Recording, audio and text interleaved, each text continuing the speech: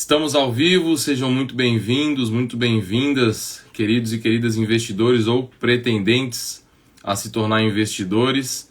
Essa é mais uma live do quadro Análise de Ações, onde a gente vai analisar JHSF3, Vale 3 e Bradespar, que negocia sob o ticker BRAP4. Beleza? Antes da gente partir para a análise prática de cada uma delas, eu vou compartilhar aqui com vocês, né? Eu sempre vou... Vocês sabem que aqui o negócio é raiz mesmo, então eu viro a câmera, eu mostro as fontes, mostro o site onde eu estou analisando, onde eu busco as informações, tá? Tem bastante aprendizado aí para quem estiver disposto a prestar atenção nesse mundo que cada vez menos as pessoas conseguem prestar atenção. O Eduardo pergunta se eu fui assessor. Não, nunca fui assessor. Eu trabalhei 2 anos na mesa de operações de uma gestora e só. Depois disso eu virei, já tinha certificação há mais de 10 anos, mas o CNPI eu tirei faz 2 anos, acho, porque justamente eu comecei eu já era professor, já ensinava sobre investimentos, mas comecei a falar sobre análise de ações, análise de fundos imobiliários na internet, e é exigido, apesar de que muita gente não faz, para me resguardar, eu acabei tirando o CNPI, porque para recomendar ações ou títulos de valores imobiliários é obrigado a ter o CNPI, tá? Caso vocês não saibam. Então, eu nunca fui assessor, fui direto, eu trabalhei na mesa de operações de gestora, é diferente gestora de corretora, né? A corretora é como se fosse um supermercado, digamos assim, ou uma farmácia. Dentro da farmácia, o supermercado tem vários produtos ali, produtos financeiros no caso, né? E as corretoras são justamente esses mercados onde tem diversos produtos. E as gestoras e os bancos, eles produzem esses produtos, que são fundos, que são títulos debentures, por exemplo. E a minha gestora trabalhava com fundo de crédito privado, tinha também fundo de ações, fundo de renda fixa, mas eles eram menores, era mais crédito privado, que acabou dando problema. Depois que eu saí, o problema estourou, mas já era bem previsível que ia dar problema. E eu decidi sair por causa disso. Salve, Bruno, um abraço, cara. Então, antes de ir para a análise prática, como eu estava falando, é importante a gente vir da base, né? Então, muita gente vem para a live com interesse em começar a investir em ações. É importante a gente trazer o fundamento do investimento em ações, né? Para quem é, o que significa, porque é sabendo disso que tu vai se tornar um investidor melhor e vai conseguir investir com segurança. Se tu não souber da base do que tu tá fazendo, porque hoje em dia, de tão fácil que tá investir no mercado, ali tu pega no celular, abre a conta, não precisa nem mais mandar documento, nada, é tudo na hora, já abre, tu manda ali dinheiro e tu já consegue. A maioria das pessoas não sabe o que tá fazendo, ele não sabe o que significa tu comprar ações, não sabe qual deve ser o teu objetivo financeiro para investir em ações. Tá? Então, começando por isso, o objetivo para quem quer investir em ações deve ser, o foco deve ser no longo prazo. Por quê? Porque no curto prazo, os preços, eles são completamente aleatórios. Então, mesmo que tu tenha uma estratégia boa de investimento em ações no curto prazo, pode ser que tu pegue uma crise, pode ser que tu pegue um ciclo de juros desfavorável, não é o que acontece agora, porque a relação de juros e renda variável é inversa. Então agora a gente está numa tendência de queda de juros. Então a tendência é que a cada vez que se tenha uma queda, o investimento em renda variável vai se tornando... Não que o investimento em renda variável vai se tornando mais atrativo, por si só, mas porque as taxas da renda fixa vão caindo, há uma migração natural, uma liquidez de compra para a renda variável, que normalmente, não é sempre, se fosse sempre era muito fácil, era só pegar um empréstimo e jogar o dinheiro, porque seria certeza, tá? Ninguém tem certeza de nada no curto prazo. Mas sim, tá? Muito está se falando aí dessa tendência de baixa de juros e a renda variável tende a se beneficiar disso. Tende. Não é para investir pensando nisso, é para investir pensando em se tornar sócio de boas empresas, construir uma carteira diversificada de boas empresas, compradas a bons preços, e carregar com foco previdenciário de preferência, para montar riqueza de longo prazo. As ações têm benefício, pelo menos por enquanto, a gente não sabe como vai vir a reforma tributária, que outros investimentos não têm, tá? Que é a isenção de imposto de renda, tanto para vendas com lucro abaixo de R$20 mil por mês, quanto para recebimento de dividendos. Tá? Então, hoje, já se fala há muito tempo que querem tributar dividendos, né? E vai ser uma briga para conseguir tributar, porque a maioria das pessoas, dos nossos congressistas, senadores, deputados, eles recebem muitos dividendos também, né? Tem muito senador e deputado influente lá que é de ambos os lados, seja de direita, seja de esquerda. Muitos são empresários e vão sofrer com essa taxação de dividendos. Porém, no mundo, é bem claro que o Brasil está atrás nessa parte de taxação dos dividendos. Todos os lugares taxam dividendos. Os países mais desenvolvidos taxam entre 20% e 30%. No Brasil está se falando entre 10% e 15%. Tá? Então, é uma tendência inegável. O governo está rodando o déficit. Eu acabei de compartilhar nos stories, inclusive. 230 bilhões de déficit fechou aí o ano de 2023. Foi o segundo maior rombo, que pode ser considerado como o maior rombo, porque o maior rombo foi no ano do Covid, né? Em qualquer lugar do mundo, o maior rombo da história em déficit vai ser no ano do Covid, porque o governo tinha uma licença para se endividar, né? Muitas pessoas ali tiveram que ser resgatadas, teve que ser feito muito investimento em saúde pública e na própria economia para manter o negócio girando. Então não se compara o déficit do que aconteceu em 2023, quando a economia já estava girando, o Brasil já estava crescendo, do que com a época do Covid, né? Então sempre lembrar disso aí, não é porque é o segundo, na verdade foi bem pior o déficit de 2023 do que o déficit de 2020, tá? Então o que são ações, começando, né, da base? Ações nada mais são do que pequenas participações, parcelas de uma empresa. Ao comprar uma ação da Vale, como por exemplo a gente vai ver hoje aqui, ou da JHSF ou qualquer outra empresa negociada em bolsa, tu está se tornando sócio da empresa e consequentemente tem direito aos lucros dessa empresa e que tu vai receber, né, mais claramente em forma de dividendos. Porém, mesmo o lucro que não é distribuído em dividendos, ele pertence aos acionistas, a nós acionistas, tá? A empresa ela pode decidir entre distribuir o dinheiro que ela tem de lucro, de geração de caixa, em forma de dividendos, ou reinvestir na própria atividade para ter mais lucros no futuro, tá? Isso não é errado. Não precisa ficar sempre querendo investir só com foco em dividendos, apesar de que as duas empresas que a gente vai ver hoje, as três, né, que a gente vai ver hoje aqui, eu falo duas porque Vale e Bradespar acaba sendo uma coisa só, né? Já que a Bradespar é uma holding, uma empresa que simplesmente investe em outra empresa. Isso acontece também com Itaúsa, Itaú, Gerdau e Metalúrgica Gerdau, tá? E existe uma coisa chamada desconto de holding, é por isso que eu trouxe aí, vou falar rapidamente, quando eu estiver falando da Vale, eu vou falar da Bradespar, eu vou mostrar o relatório do desconto de holding para vocês entenderem essa relação aí que gera bastante dúvida e o pessoal pergunta bastante. Beleza? Então a abordagem e a mentalidade do investidor de ações, ela deve ter como base esse princípio, né? Tu vai ser sócio de uma empresa, essa empresa vai ter resultados. Como é que tu vai se sentir mais seguro, então, investindo em ações? Conhecendo a empresa, sabendo o que ela faz, sabendo esperar, às vezes, né? Se preparando para ciclos tanto benéficos quanto maléficos, né? Não existe empresa que só cresce, não existe empresa que só dá lucro, cada vez aumenta mais o lucro, cada vez aumenta mais os dividendos.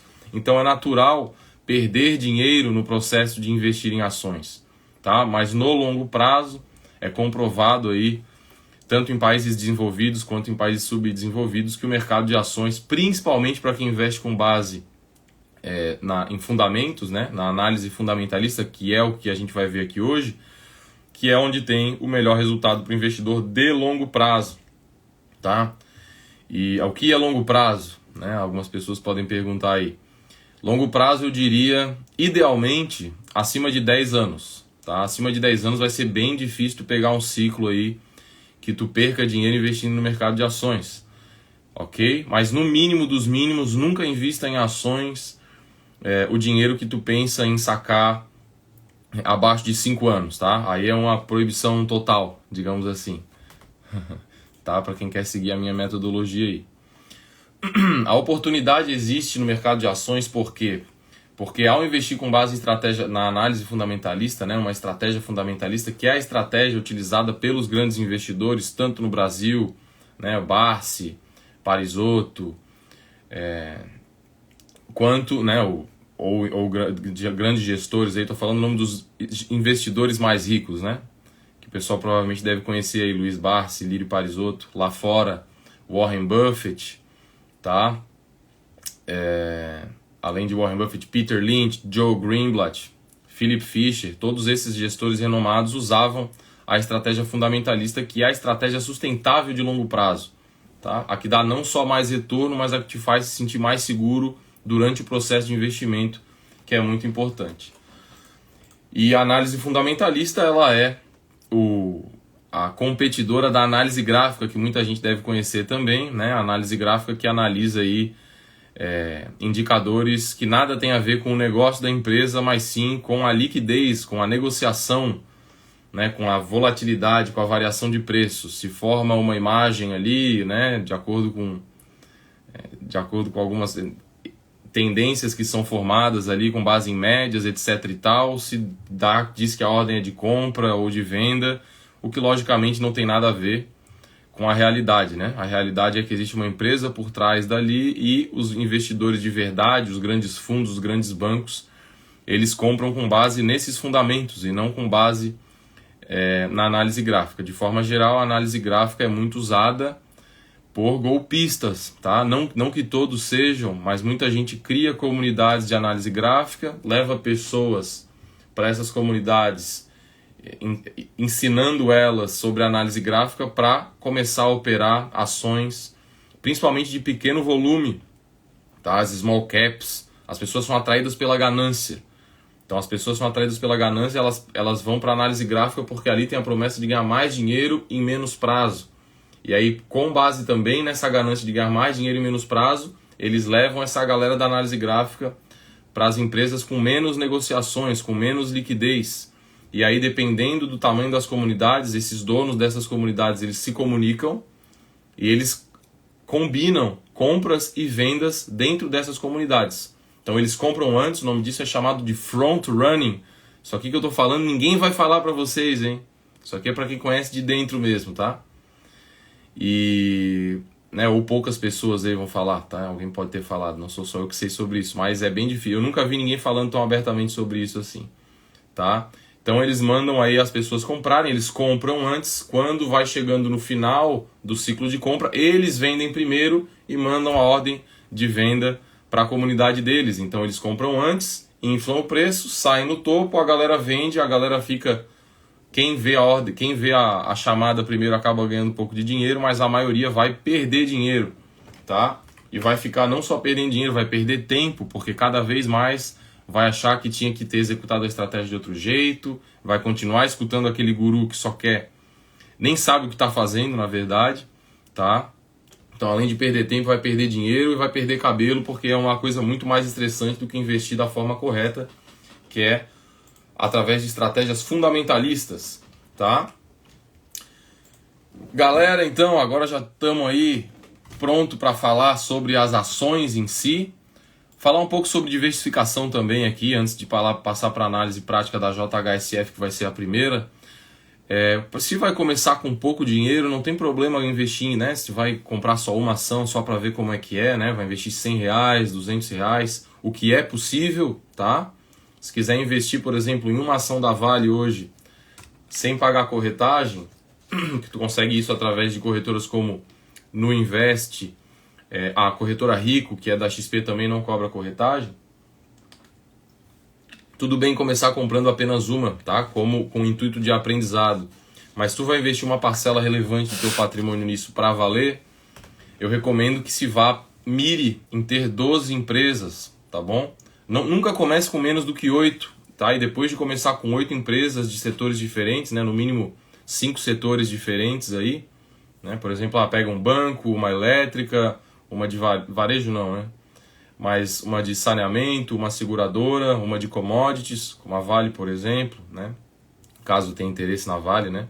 Tem que investir de acordo com o teu perfil, mas é muito importante ter a diversificação, é aquela máxima do não colocar os ovos na mesma cesta, Porque o retorno, eu falo com experiência aí, até de quem já fez muita coisa errada de diversificação, o retorno ele vem de onde tu menos espera, tá? E ele vem às vezes também da empresa que não era a mais barata, né? A que tu acha que tem o maior upside possível na tua carteira, normalmente é a mais barata, que a gente vai falar sobre isso hoje, né? Como saber se algo está barato, se uma empresa está barata, como saber se ela está cara. Então diversifique, tá? Isso vai tirar muito a volatilidade da tua carteira, vai tornar o teu processo mais tranquilo, mais, né? Tu vai ter mais segurança daquilo que tu está fazendo e tu vai ter menos oscilação de preço, porque enquanto um setor sobe, o outro desce, e isso torna a tua jornada mais fácil, né? Mais fácil de tu carregar para o longo prazo, que é onde está o verdadeiro prêmio, na espera, em deixar as tuas apostas ali bem fundamentadas renderem e passarem pelos ciclos de otimismo e pessimismo que são característicos aí do mercado. Beleza? Então a JHSF, que é a primeira, é uma empresa de construção civil. Ela trabalha tanto com incorporação quanto com renda recorrente. Foi fundada em 1972 e está voltada a atender o público de alta renda. É o público que está vendo aqui? Não, é o público de alta renda que está acompanhando aqui. Alguém conhece a JHSF? Ó, algumas marcas da JHSF aí, se alguém conhece. Ó. Fazenda Boa Vista, já fui lá. Já fui na Fazenda Boa Vista, realmente é um lugar bem de alta renda. Não é pro meu bico, mas eu fui porque era a casa de uma amiga minha, amiga nossa, minha e da Stephanie. A gente foi lá passar uma semana num Réveillon lá. Shopping Cidade Jardim, em São Paulo, né? Catarina Fashion Outlet e Fasano, né? A rede de hotéis Fasano aí, que são referência. Alguém conhece aí? Eduardo falou que tem na carteira. Alguém mais tem na carteira JHSF? Olha, eu olhei aqui, não invisto nessa empresa, tá? Mas dentro do setor de construção civil, eu achei os números dela interessantes. Eu quando vou apresentar aqui, gente, eu não sou um especialista em JHSF, não esperem a informação privilegiada, né? Mas eu faço análise prática aqui para vocês verem como que se começa a conhecer uma empresa. O conhecimento real, tu só vai ter depois que tu começa a investir, bota uma pequena parcela ali, tem que botar o dinheiro no game, no jogo, né? E com o tempo, acompanhando os resultados, tu vai tirando as sacadas ali, né, do que tu tá gostando na empresa, do que tu não tá gostando. Com o tempo tu vai tendo acesso a novas informações ao ler os relatórios da empresa, né? Relatórios como esse aqui, por exemplo, ó. Cadê aqui? Então, ó, esse é um relatório. Cadê as fotos aqui? Ó. Aqui eu tô vendo só a apresentação dos... Isso aqui é a apresentação de resultados, tá? São vários os setores, ó. Setor de hospitalidade e gastronomia, tudo imóvel. E aí eles, ó, shoppings, com uma boa taxa de ocupação, olha só, 96,5%, essa é uma ótima taxa de ocupação. Residências para locação e clubes, enfim... Para chegar nesses relatórios, que é obrigação de todo investidor ler os relatórios da empresa que quer investir e que investe, tem que vir aqui, escrever o nome da empresa, JHSF e RI, só isso. Só isso. Aí tu vem aqui, central de resultados, e aí aqui vão ter a apresentação de resultados e o release, tá? Quando a empresa que eu invisto, aqui quando eu for fazer uma apresentação, eu quero conhecer, eu quero ir direto nas informações mais importantes, eu vou na apresentação. Mas quando é nas empresas que eu invisto, é aqui, ó. E a cada trimestre sai um relatóriozinho para a pessoa ler com calma. O investidor de verdade faz isso aqui, tá? E aí a pessoa vem aqui e faz o papel dela de investidor, que é ler esse relatório, que hoje em dia está muito bem escrito, tu vê o que a administração tem para falar para ti. Cuidado também, porque muitas vezes a administração da empresa, ela, ao falar, né, ao se relacionar abertamente com seus investidores, lógico que ela vai tentar passar o quê? Passar a melhor imagem possível. Então, tem que sempre pensar nisso também. Ela nunca vai dizer que investir na empresa ali é ruim. Tá? Quando a Magazine Luiza estava negociando a 20 vezes o valor patrimonial, a apresentação de resultado dizia que ainda tinha um upside absurdo para a empresa. Então, cuidado, o principal que a gente tem que olhar são os números. Assim como as pessoas, a gente tem que ver mais, se importar muito mais com aquilo que as pessoas fazem do que aquilo que as pessoas falam. E o que as pessoas fazem ou as empresas fazem, a gente vê no resultado que elas dão, certo? E aí, para ver o resultado, a gente vai analisar o quê? Receita, lucro, margem, né? Quanto de lucro ela consegue dar sobre a receita, alavancagem ou endividamento, que foi uma coisa que me chamou a atenção aqui positivamente na JHSF. Normalmente empresas de construção civil são bem alavancadas, com uma dívida normalmente maior do que o patrimônio líquido que a empresa tem.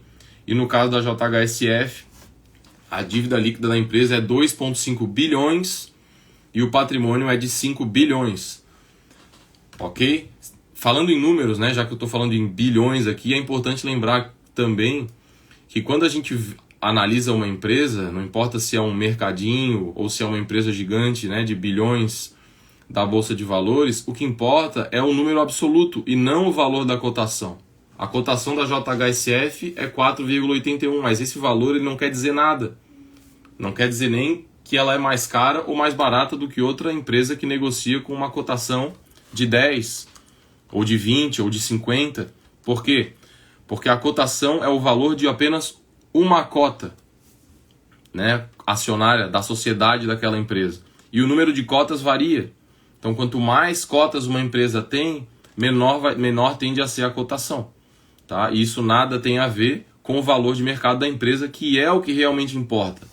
No caso aqui, a JHSF, ó, o valor de mercado dela é 3,2 bilhões.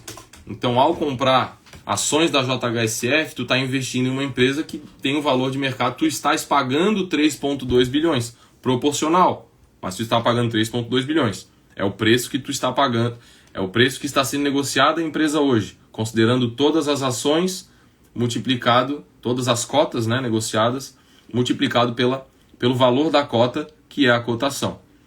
Ok? E é com base nesse valor que a gente vai fazer a análise fundamentalista, porque a cotação não significa nada, tá? É só o valor da cota. Grava isso aí. Quem está aí aprendendo hoje de verdade, não está aqui só escutando de bobeira, quer aprender mesmo, já anota isso. O que importa é o valor de mercado e não a cotação. Beleza? É com base nesse valor de mercado que a gente agora vai ver se ela está barata ou está cara quando compara com o lucro da empresa. Se alguém chega para ti e fala, ô, tô querendo vender aí a minha participação no mercado ali da esquina, quer comprar? A primeira pergunta que a gente vai fazer é, qual é o preço? Por quanto que tu quer me vender a tua participação e quanto ela representa? Tá bom? Então, o mercadinho vale 100 mil e ele quer te vender 20% por 20 mil. Ok? Então ele está te vendendo no preço correto ali, né? 20% por 20 mil, cada 1% vale R$1.000. E aí, com base nisso, tu vai saber se vale a pena ou não, com base nos resultados da empresa, nos fatos. Então, se aquele mercadinho dá um lucro anual de R$5.000, tu vai estar pagando 20 vezes o lucro anual. 20 vezes. É uma coisa boa ou uma coisa ruim? Claro que não se deve analisar só o lucro anual, tem que ver a possibilidade de crescimento, mas considerando que é um mercadinho de esquina que não tem nada acontecendo naquele bairro ali que vai potencializar os resultados futuros, é um preço por lucro ruim, preço por lucro de 20, ou seja, uma taxa de lucratividade, ou earnings yield, né, que muita gente fala aí, que nada mais é do que dividir o lucro anual pelo valor de mercado, de só 5%. Aí tu vai falar pro cara, por que eu vou comprar o teu mercadinho com uma taxa de lucratividade de 5% se eu posso comprar um título de renda fixa que vai me garantir no final do contrato a rentabilidade combinada, pagando 10% aí, como tem bastante hoje em dia, certo? Então é com base nessas comparações que o mercado financeiro gira. E aqui no caso da JHSF, o lucro líquido da empresa nos últimos 12 meses foi de 358 milhões, o que leva a um preço por lucro de 9,13, ou uma taxa de lucratividade, que daí eu só vou pegar aqui e vou dividir 1 por 9,13 para chegar na porcentagem, né? Que eu eu normalmente já olho o PL, fica automático depois que a pessoa analisa bastante, tá? Mas sempre, se quiser ter uma base de comparação para ver se vale ou não vale a pena, né? Quando tu está tomando uma decisão de investimento comparada à renda fixa, faz essa taxa de lucratividade, que no caso aqui é 10,95%, que não é uma taxa de lucratividade muito atrativa. Por quê? Porque hoje a gente pode comprar aqui, ó, vamos botar aqui já, Tesouro Direto Taxas. Ó, então o cara vai, a decisão de investimento das pessoas, ela se baseia nas alternativas de investimento. E hoje, o investidor de longo prazo que vai olhar ali, ele vai pensar, pô, isso aqui é direto no site do Tesouro Direto, tá? Ó, Tesouro Direto, preços e taxas. Eu vou investir em JHSF, que é uma empresa privada, logicamente sujeita a diversos riscos e que não me garante uma rentabilidade, que por uma taxa de lucratividade de 10,9%, ou eu posso pegar um pré-fixado aqui do Tesouro que vai me pagar 10,6% para 2033, por exemplo, ou 10,39% para 2029. É aí que tu começa a ser um investidor inteligente. É a pessoa que compara o lucro. Se a pessoa investe em ações e ela não sabe o lucro e não compara essa taxa de lucratividade ou a perspectiva do lucro da empresa com outras alternativas de investimento, a pessoa não sabe o que está fazendo. E aí ela vai reagir às variações de mercado e provavelmente vai passar por um ciclo negativo e vai vender na baixa, e vai comprar na alta e vai vender na baixa, até desistir de investir em renda variável e deixar de aproveitar boas oportunidades. Ok? Outra coisa interessante aqui da JHSF. Então, no primeiro indicador aqui, o preço por lucro, numa taxa de lucratividade, vamos arredondar a taxa de lucratividade para 11%. Vamos botar que tem uma pequena margem de segurança ali quando comparado aos títulos de renda fixa. Lembrando que na renda variável, em ações especificamente, a gente não paga imposto de renda. Então tem mais esse ganho caso isso permaneça, tá? Então aquela rentabilidade que a gente viu da renda fixa ali, ela vai chegar lá na frente, se tu carregar 2 anos para cima, tu vai pagar 15% de imposto de renda. Na cabeça já. O dinheiro já vai cair na tua conta, com o desconto, já vai cair líquido na tua conta, tá? No caso do Tesouro Direto ali. Então de 10% ao ano, bota aí que não é 10, é 8 e pouco, ou 9, certo? Para ações, principalmente para quem consegue vender aos poucos e entende e aproveita essa isenção para vendas abaixo de 20 mil com lucro, mesmo com lucro, tu vai ter 0% de imposto de renda, ok? Então já, para quem sabe usar isso a seu favor, pode botar isso na conta, já aumenta a margem de lucratividade do investidor inteligente de ações. Outro indicador que é muito usado, Benjamin Graham, o pai da análise fundamentalista. Cadê o livro dele aqui? Esse cara aqui, ó.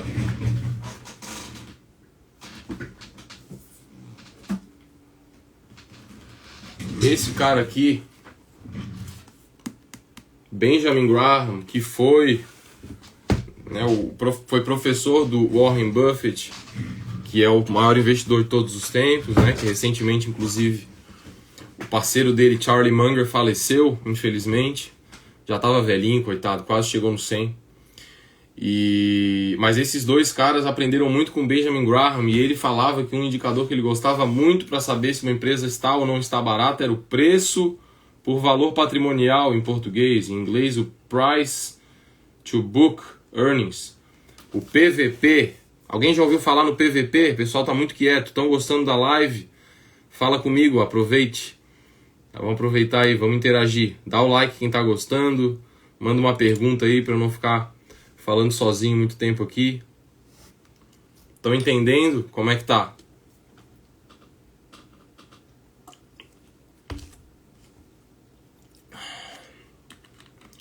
Arthur tá entendendo. Valeu, Arthur. Valeu, Romino, Rafael. Vamos lá. Então tá, analisando o PVP, primeiro o que é o PVP, né? Preço por valor patrimonial. Preço, então, igual eu falei, o preço é o valor de mercado, não é a cotação. Anota isso. Anota. Igual os alunos lá botam a fotinho, hashtag anota. Tá? E comparando então o mesmo valor de mercado ali, 3,2 bilhões, o PVP compara o preço, que é o valor de mercado, com o valor patrimonial, que é o patrimônio líquido da empresa. O que é o patrimônio líquido da empresa? É o ativo sem dívidas. Vamos fazer uma analogia com nós mesmos, né? Com CPFs, com pessoas físicas. A nossa vida também é assim, a nossa vida financeira, né? A gente tem as nossas despesas, né? O nosso resultado do exercício mensal normalmente, né? Os boletos mensais. E temos as nossas fontes de receita, quanto mais melhor, né? E a gente tem que viver dando lucro, de preferência, investindo com sabedoria a diferença para formar ativos, mas ao mesmo tempo a gente também tem passivos, né? As nossas dívidas. Ativos são os nossos bens e direitos de um lado, e passivos são as nossas dívidas e obrigações. Então o cara que tem aqui nos ativos, tem uma casa e um carro, vamos fazer para facilitar aqui, o cara tem um carro de 100 mil e uma casa de 400 mil aqui.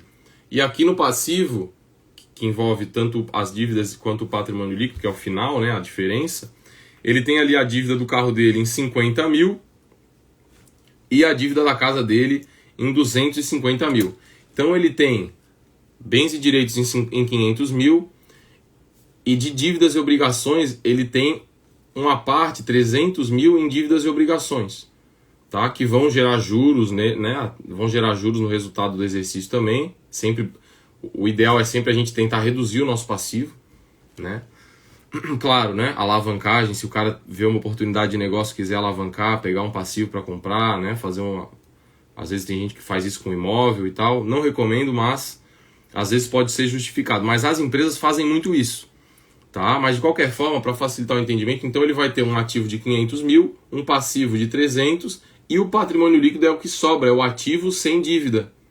Entenderam? Então fica ali 200 mil. No caso aqui, a JHSF tem um patrimônio líquido de 5 bilhões, enquanto o valor de mercado é de 3,2 bilhões. Isso é um bom indicador. Quando esse indicador está abaixo de 1, significa que a empresa tem um valor de mercado abaixo do patrimônio líquido que a própria empresa tem, que é o ativo livre de dívidas. Então, se a empresa fosse liquidada, se os sócios todos chegassem à conclusão hoje, vamos vender todo o nosso ativo, vamos pagar todas as nossas dívidas. Se eles conseguissem vender os ativos pelo preço que está marcado no balanço, eles teriam um lucro aí de quase 2 bilhões na venda, tá? Claro que isso não existe, né? Não tem como tu liquidar uma empresa de 3,2 bilhões ali, de 10 bi de ativo, vendendo tudo ao preço que está no balanço. Mas é um indicativo mesmo assim, é um bom indicativo. Então, quando o preço por valor patrimonial está abaixo de 1, disse que a gente tem um desconto sobre o valor patrimonial. Quando está acima de 1, diz que a gente tem que pagar um prêmio sobre o valor patrimonial. É o caso da Vale. No caso da JHSF, o PVP é 0,65, bem baixo, tá? Significa que para cada R$1 de patrimônio líquido, nós estamos pagando 65 centavos para nos tornar sócios, tá bom? Então, bom indicador também o preço por valor patrimonial. Depois eu vou até separar um tempinho para estudar um pouco mais essa empresa, porque eu estou sem empresas de construção civil, né? Eu já estou com quase... Mas eu tenho bastante, eu tenho 13...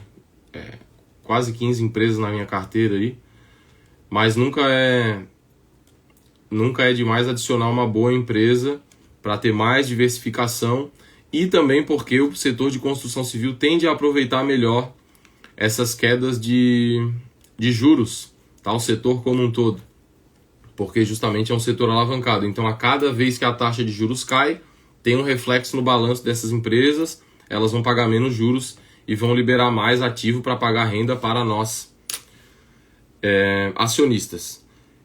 Eduardo Henrique, isso que você está dizendo está diretamente ligado com a liquidez corrente? Não está diretamente ligado, mas também a liquidez corrente também é um indicador de alavancagem ou de dívida, tá? Só que a liquidez corrente ela diz respeito à capacidade da empresa honrar dívidas de curto prazo, 1 ano para menos, tá certo? Não diz respeito ao endividamento geral da empresa, que é o principal. Tá? Se a empresa está... É melhor uma empresa não ter liquidez corrente, né? Ter uma liquidez corrente abaixo de 1, mas ter um endividamento baixo. Por quê? Porque hoje em dia, né, principalmente empresas grandes, né, que têm o patrimônio gerando renda ali, né, conseguem pegar bons empréstimos ali com taxas parecidas até com a própria taxa Selic, eles pagam pouco spread na contratação de dívida, eles podem simplesmente se endividar para honrar dívidas de curto prazo. Então o principal indicador de dívida é o endividamento total, tá bom? Enquanto que a liquidez corrente ela vai dizer ali se ela tá, no caso da JHSF esse indicador tá bom também, 2,85. Então para cada R$1 de dívida de curto prazo, ela tem 2,85 em caixa para honrar. Então ela provavelmente não vai pegar dívida no curto prazo, o que é bom, tá? Muito boa pergunta aí, Eduardo. Beleza? O que mais eu anotei para falar aqui? Ah, tá. Outra pergunta importante. Se a gente vai investir numa empresa com a visão de sócio, uma pergunta importante para se fazer também é quem serão os meus sócios? Né? Quem está no comando dessa empresa? Porque a gente vai investir para quê? Para ter renda passiva. A gente não quer se incomodar. A gente vai ser o investidor. A gente vai acompanhar o resultado e vai dizer se a gente quer ou não quer continuar ali. Com base na gestão daquela empresa que nós não fazemos parte e nós não temos influência nenhuma. Tá? Mesmo quem tem milhões investidos em ações não vai ter influência nenhuma nas empresas de capital aberto, porque elas valem bilhões, tá? E para tu começar a ter alguma influência, para tu começar a poder indicar alguém para sentar na cadeira do conselho de administração ou no conselho fiscal, tu precisa ter aí de 10, né, 5% da empresa ou mais. Sendo que 5% para cada 1 bilhão, 5% é 50 milhões. Então tu teria que investir 50 bilhões numa empresa de valor de mercado de 1 bilhão para ter 5% só da empresa. Tá? Que te dá uma participação ali na gestão mínima também. Tá? Então o foco aqui é renda passiva. A gente analisa de fora, não se preocupa em interferir, só em acompanhar e tomar a decisão com base no que a gente vê. Se vale a pena, se está barato, se está caro, se as perspectivas são boas, se são ruins. Beleza? Então, vamos falar de outros indicadores aqui quando a gente for analisar agora a empresa Vale, que negocia sob ticker Vale 3. Tá? Os resultados que estão baseando esses números aqui são do terceiro trimestre de 2023. Os resultados do quarto trimestre, eles demoram um pouquinho mais para sair porque eles fecham o anual, tá? E não saiu nenhum resultado do quarto trimestre ainda para nenhuma dessas empresas, tá? Então, os 12 meses que está sendo considerado aqui é do terceiro trimestre de 2023 até o terceiro trimestre de 2024. Tá? No caso na JHSF aqui, quem controla a empresa é a família Auriemo, sendo que o principal acionista dentro dessa família é Fábio Roberto Chimente Auriemo. Eu não cheguei a pesquisar sobre ele, mas eu sempre faço isso com as empresas que eu invisto, tá? Pego o nome dos principais acionistas, jogo no bom e velho Google mesmo, vejo se tem algum processo contra o cara ou contra a mulher, né? E porque a gente tem que conhecer os nossos sócios, né? Tem que saber se eles são de boa índole, de má índole, principalmente se a empresa tem uma governança corporativa baixa. Não é o caso da JHSF3, tá?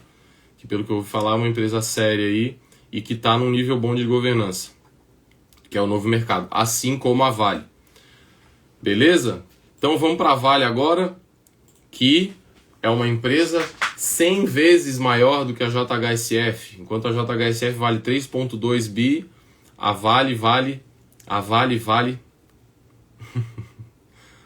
vale 314 bilhões.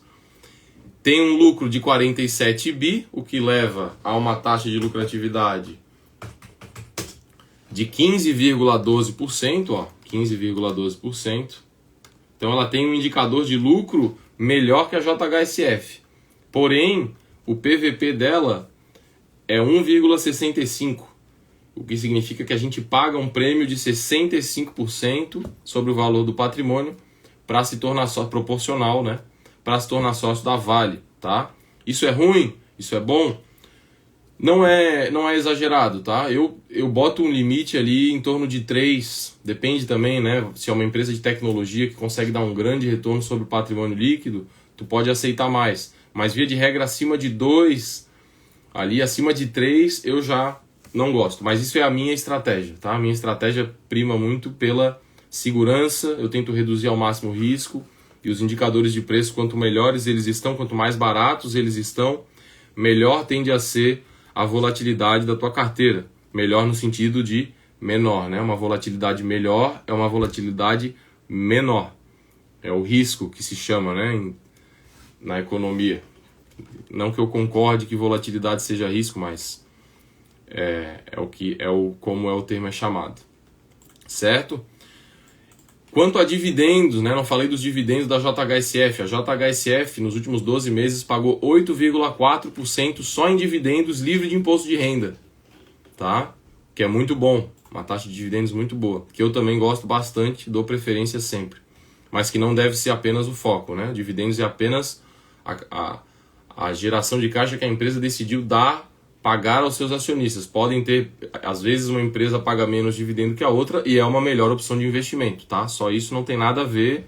Eu sei que muita gente chega no perfil ali interessado, né, em dividendos, mas a tua carteira deve ser focada, claro que isso pode ser uma preferência, mas o foco nunca pode ser só isso. Os indicadores de preço são muito mais importantes, tá? E também tem outra coisa que às vezes as pessoas querem focar muito em montar uma carteira de empresas pagadoras de dividendos. Elas acham que estão diversificando, mas quando vai ver tem 3 setores dentro da carteira, da empresa, da pessoa. Tem banco, elétrica e saneamento, ou seguradora, tá? E só isso não basta. Até porque os setores, por terem essa característica de pagar dividendos, eles se comportam de forma similar também. Então, para diversificar, tem que abrir mão dessa febre de buscar sempre as coisas só pelos dividendos. Ok? Outra coisa que é importante é mostrar aqui, eu vou usar a JHSF como exemplo, vou virar a tela aqui, é que a gente nunca deve olhar, claro, quando a gente analisa o indicador aqui que eu estou falando, como se eu estou falando agora, o preço por lucro, o preço por valor patrimonial, é uma foto dos últimos 12 meses. Porém, as empresas passam por ciclos e os últimos 12 meses podem não ser bem representativos do que está para acontecer nos próximos 12 meses ou nos próximos 5 anos. Então, olha só. Essa aqui é a evolução da receita da JHSF. O preço de hoje está baseado com base nesse resultado aqui, ó. Então, se pegar o preço por lucro dela aqui dos últimos 12 meses, vai dar essa taxa de lucratividade que a gente viu de 10,9%. Porém, se a gente pegar um resultado melhor aqui, ó, vamos pegar aqui na retomada do ano passado aqui, onde chegou a dar aqui, vocês talvez não consigam ver, mas aqui chegou a bater 1 bi de resultado. Mas vamos pegar 600 milhões, nunca se deve ser muito otimista, né? Mas se pegar essa média aqui dos últimos 3 anos, de uns 600 milhões, estou fazendo meio na cabeça aqui, né? Se pegar daqui até aqui, a média vai ficar aí uns 600 milhões. Se a gente joga isso na projeção, a gente faz um PL projetado. Que aí a gente vai fazer o quê? A gente vai pegar os 600 milhões e vai dividir. Vamos botar em 1000 aqui, para facilitar, tá? Eu vou tirar os 3 zeros lá dos bilhões do valor de mercado. E aí eu vou pegar esse número aqui, que é o valor de mercado, ó. Vou pegar o lucro projetado e dividir pelo valor de mercado de 3 bilhões dividido por 3,267,570. Aí a gente já tem uma taxa de lucratividade projetada de 16,36%. Estão vendo? Estão entendendo, galera? Estão entendendo? Fala aí, às vezes eu acho que tá fazendo, né? Ou às vezes eu tô falando muito rápido aí, mas tudo isso que eu tô explicando é importantíssimo. Confirma pra mim aí, estão acompanhando o negócio. O que eu quero dizer aqui é que é importante sim a gente ver, né, analisar a foto dos últimos 12 meses, mas que a gente deve ir além disso, a gente deve estudar os resultados, o histórico de resultados, para saber as tendências do que está acontecendo, tá? Então tem que incorpore esse aprendizado no teu processo de investimento, de acompanhamento e de seleção de empresas aí, que no longo prazo isso vai aumentar a rentabilidade média da tua carteira, vai aumentar a segurança que tu tem de investir em empresas, vai aumentar a tua mira para escolher boas empresas para investir. Beleza? E estamos chegando aqui agora na Bradespar. Eu queria mostrar a Bradespar porque a Bradespar tem um relatório bem legal. Deixa eu entrar aqui no RI da Bradespar, que ao investir na Bradespar, tu estás investindo em Vale. Sendo bem direto, é isso que acontece. Por quê? Porque a Bradespar é uma holding, é uma empresa que existe simplesmente para controlar outra empresa, tá? Para manter o controle ao mesmo tempo que tu pode fazer novas emissões sem perder o controle, eles fazem isso, tá? Eles criam uma empresa para manter o controle das ações ordinárias, manter o poder de decisão, ao mesmo tempo que tu reduz a tua participação total no capital da empresa, mas tu mantém o controle, tá? A Bradespar é isso. Porém, a Bradespar ela foi sendo diluída, cada vez mais diluída, e a Bradespar hoje tem apenas 3,79% do capital total da Vale. Então ela nem exerce mais tanto controle assim como holding, ok? Mas existe uma regra de bolso de que se uma holding tem um desconto acima de 20% sobre o valor de mercado da ação que ela controla, no caso aqui a Bradespar é a Vale, significa que vale a pena, né, no longo prazo, tem um ajuste a ser feito ali que tende a ser benéfico para o investidor de holding. Tá? Então olha só o histórico aqui. Já respondo a tua dúvida, tá, Juliana? Eu vi ali já. Então eles fazem o cálculo aqui. Quem quiser acessar esse relatório, digita Bradespar RI no Google e entra lá nesse relatório aqui, ó. Boletim quinzenal. Quinzenalmente eles emitem um boletim que fala sobre esse desconto de holding aí para ajudar os acionistas a decidir se eles investem em Vale através de Bradespar ou Vale. Isso aqui é ouro, hein, gente? Isso aqui também pouca gente vai dar um conteúdo gratuito assim que vê dentro dos relatórios assim essas informações que são realmente importantes e fundamentais para investir com segurança. Tá? É muito mais fácil dizer que Vale, vende minério, né, essas coisas assim, quando na verdade o que importa é analisar o preço. Até porque a gente tem que ser muito humilde quando investe em ações, no sentido de que eu nunca vou poder ser um especialista. Eu tenho hoje, depois de 13 anos investindo, certo conhecimento ali, principalmente em saneamento e elétricas. Então ali eu me sinto assim mais confortável de dar opiniões pessoais de para onde que vai a concessão, né, de se a depreciação está sendo bem calculada ou mal calculada, se as taxas de remuneração das concessões valem a pena, se não valem a pena, porque eu já colhi, por investir muito tempo nesse setor, eu sei fontes e opiniões de pessoas que têm essas informações e essas análises mais profundas. Tá? No caso da Vale, eu não faço a menor ideia para onde o cobre vai, para onde o preço do minério de ferro vai, e todos esses preços influenciam diretamente o valor da empresa, principalmente no curto prazo. Tá? E não acreditem em ninguém que fala que sabe, porque são pouquíssimas pessoas que dominam realmente o mercado de commodities e elas normalmente não estão dando opiniões assim tão abertamente. Tá? Se alguém souber de uma fonte boa de opinião independente de commodities, me fala, tá? Que eu não sei. Então a gente tem que se basear no preço. Tá? No caso hoje, o desconto da Bradespar é de 23,8% sobre o valor de mercado da Vale. O que, com base na regra de bolsa de 20%, essa regra de bolsa é baseada nas taxas que tu paga para remunerar o acionista da holding depois que tu recebe o lucro na holding, porque tu tem que receber, né? A Vale está aqui em cima. Se tu é acionista da Vale, tu é igual a Bradespar, tu vai receber direto o resultado dela, vai sair para ti. Tu é o acionista aqui. Se tu é acionista da Bradespar, tu tá embaixo do guarda-chuva da Bradespar. Então primeiro vai passar pelo resultado da Bradespar e depois é que vai chegar na tua carteira ali em forma de dividendos, por exemplo, tá? Vamos ver aqui, Juliana.